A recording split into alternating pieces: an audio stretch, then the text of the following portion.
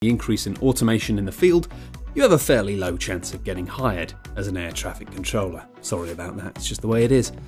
You'll be in charge of guiding air traffic, and obviously there's significant level of pressure involved in the job, but controllers can expect to earn $120,000 a year.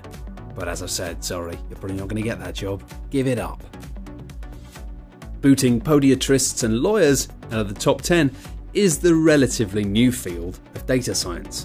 Since this burgeoning industry is of such great importance to massive organizations, trained data scientists who are able to extract information and report on high volumes of data will be pulling in a cool $124,000 every year.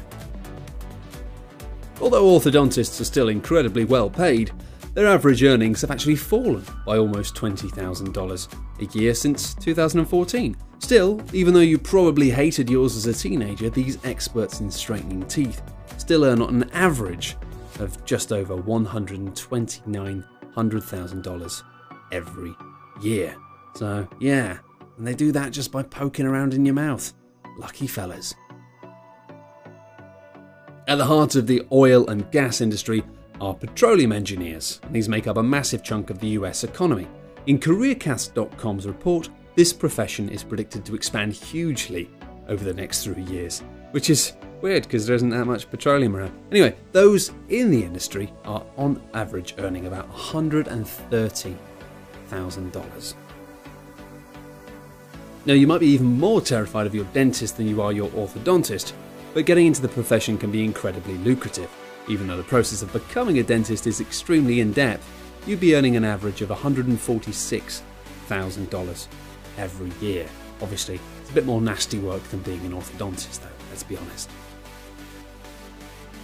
Senior executives in America's huge organizations might be further down this list than you'd expect, but CareerCast's report ranks them only at 4th place. Although they're not exactly bad off. I mean, due to the high stress and challenges of dealing with thousands of employees and other pressures, senior executives earn on average about $173,000 a year. Despite being knocked from the number 2 spot it held in 2014, the general practice physician again ranks among the most highly paid career in the United States. As more and more people access healthcare, demand for general practice doctors is on the increase, meaning that they earn about $180,000 a year. In order to practice psychiatry, you'll need to become a doctor of medicine first, which is probably quite a lot of work. After that, there's a significant amount of practice and other hurdles to overcome before you be a fully fledged psychiatrist.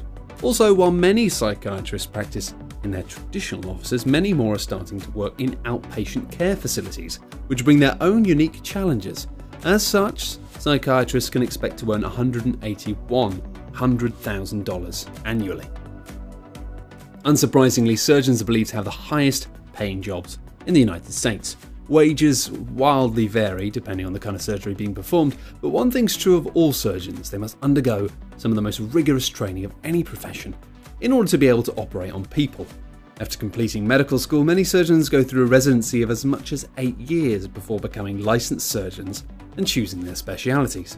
Given the sheer amount of work involved just to become fully qualified, surgeons earn an average of $352,000 every year. But to be honest, I think I'd rather just stay at home and make videos and earn a lot less money than that, because I don't want to be putting my hands inside of other human beings and getting them covered in blood and all that. Nah, not for me. You do that. I'm happy.